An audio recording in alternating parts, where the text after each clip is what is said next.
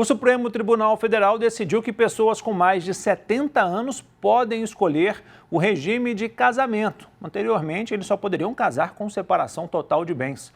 A advogada Juliana Bento nos explica o que muda agora.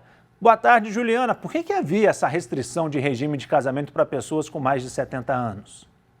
Pois é, era uma forma que a justiça entendia de preservar, né, a legislação, de preservar essas pessoas, porque a partir de 70 anos já tinha uma presunção que a pessoa, por exemplo, não poderia estar dentro das suas faculdades mentais adequadas, né? Então, como existem casos, às vezes, da pessoa, por exemplo, de algumas doenças como Alzheimer e às vezes, a própria fragilidade do idoso, houve a necessidade dessa proteção, né? Mas hoje, com essa decisão do STF, mudou e agora o idoso ele não precisa mais, ele pode, na verdade, escolher, em caso de matrimônio, a partir de 70 anos, qual regime de casamento que ele vai estar. Antigamente, antes dessa decisão, era uma separação total de bens. Então, tudo que fosse adquirido após o casamento, não haveria uma comunicação, cada um responderia por aquilo que adquiriu. Mas com essa decisão, o idoso ele pode, dentro de, se ele tiver, né, se o tabelião verificar que ele está dentro das suas faculdades normais, ele pode optar pelo regime de casamento que ele quer, desde que seja o comunhão universal, comunhão parcial ou até também separação total de bens. E aquelas pessoas que já casaram pela regra antiga, né, pela separação de bens, elas podem pedir a alteração e pedir para que tenha um outro tipo de regime de casamento? Podem sim, aí elas podem fazer uma retificação do regime, mas se não fizerem essa solicitação da retificação do regime, fica valendo o que foi contraído ali no ato do casamento. E aí a gente está falando, você citou aí, né? São 3 regimes que a gente tem hoje no Brasil. Qual que é a diferença entre esses regimes de casamento? Pois é, o regime padrão é o regime de comunhão parcial de bens. O que é a comunhão parcial de bens? Aquilo, quando as pessoas casam, elas vão para manter para elas separadamente o que elas tinham antes do casamento. O que elas comprarem depois do casamento, ainda que seja com dinheiro só do marido ou só da mulher, em caso de divórcio, tem que ser dividido entre os dois de forma igualitária. Na comunhão universal de bens, todos os bens se comunicam, ainda que tenham sido adquiridos antes ou depois do casamento. Então, no caso de separação, né, tudo vai ser dividido de forma igual, ainda que tenha sido adquirido individualmente. E na separação total de bens, aqueles bens adquiridos antes ou depois do casamento, eles não vão se comunicar de forma alguma, cada um mantém o seu patrimônio de forma individual. Então, aquilo que a pessoa trabalha e ela constitui, vai ficar individualmente para a mulher, se foi ela que trabalhou e tem dinheiro, e para o marido da mesma forma. E também a herança é diferente, né? Porque no comunhão universal de bens, por exemplo, a herança, ela comunica entre os dois. Então, o marido, por exemplo, na herança da esposa, ele vai ter direito naquela herança. Já na comunhão parcial de bens, por exemplo, não há essa comunicação.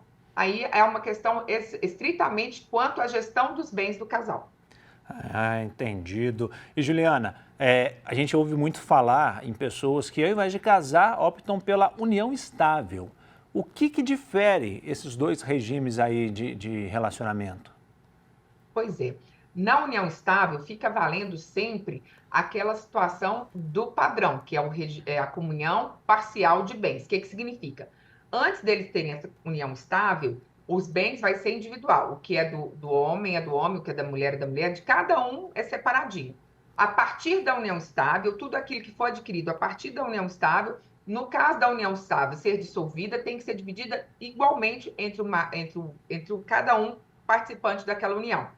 O que é importante da união estável, se a pessoa quiser um regime diferente, é que ela faça um contrato da união estável, registre em cartório, dizendo qual regime que ela quer. Inclusive, na união estável, ela pode optar pela separação total dos bens ou pela comunhão universal dos bens, onde todos os bens vão ser comunicados. Então, é importante na união estável, como não há um contrato prévio, se a pessoa quiser expor essa vontade de gerir os bens de forma distinta, que seja feito o contrato. Isso é importante da união estável, mas na união estável vale igual ao casamento hoje no Brasil, que é a comunhão parcial dos bens, que os bens adquiridos antes da união ou antes do casamento, eles não vão ser divididos em caso de separação. Eles ficam já para aquela pessoa que tinha aquele bem antes de contrair a união estável ou antes de contrair o casamento.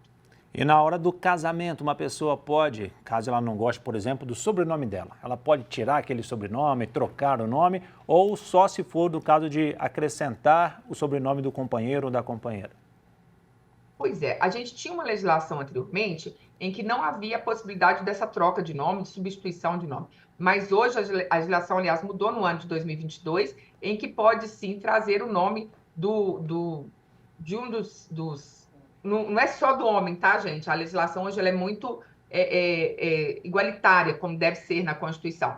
Tanto o homem quanto a mulher, eles podem trazer os sobrenomes, né, de um e de outro para constituir um novo nome. Antes dessa legislação de 2022 não era assim e o nome estava considerado imutável, mas agora não. Eles podem trazer, tanto o homem pode trazer os nomes, os sobrenomes da esposa, como a esposa pode também acrescentar ao nome dela o sobrenome do marido. E aí, ao fazer essa opção de trocar, né, acrescentar o sobrenome do companheiro ou da companheira, como é que ficam os outros documentos? Tem que trocar tudo? Tem que fazer a regularização junto à Receita Federal, porque você passa a ser uma pessoa com um nome diferente. Então, você tem que regularizar o seu CPF, regularizar a identidade, regularizar também a carteira de motorista. Então, a troca de nome dá um trabalho danado. Para quem já casou e trocou o nome como eu, sabe da dificuldade que é. E você tem que gastar com isso, porque você que optou por essa modificação do nome. Então, gera um custo para quem vai fazer essa alteração. Tá certo, Juliana. Muito obrigado pelos esclarecimentos, pelas informações e uma ótima tarde para você. Boa tarde, André. Boa tarde a todos.